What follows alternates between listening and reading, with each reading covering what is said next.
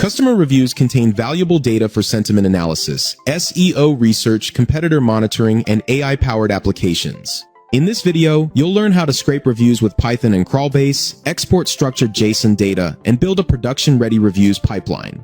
We'll start from the GitHub repository containing the full review scraper project and setup instructions. Open your terminal and GitHub side by side for a smoother workflow. Inside your IDE, navigate to version control. Then select Get from Version Control. Copy the GitHub repository URL. Paste it into the prompt box and click Clone.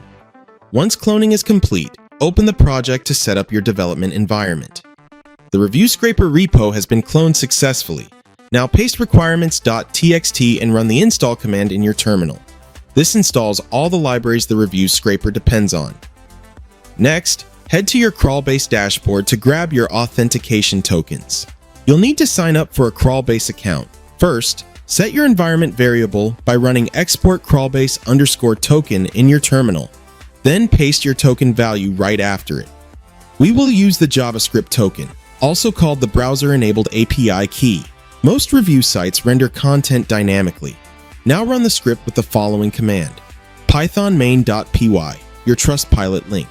This command enables us to scrape Trustpilot reviews up to 10 pages. Our data is ready. Let's check the results.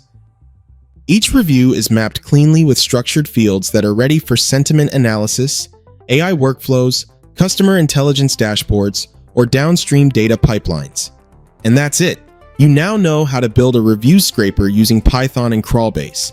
If you want to scrape reviews at scale from JavaScript-heavy websites, create a free Crawlbase account and get 1,000 free credits to start testing immediately. You'll find the full blog tutorial, GitHub repository, and step-by-step setup instructions in the description below.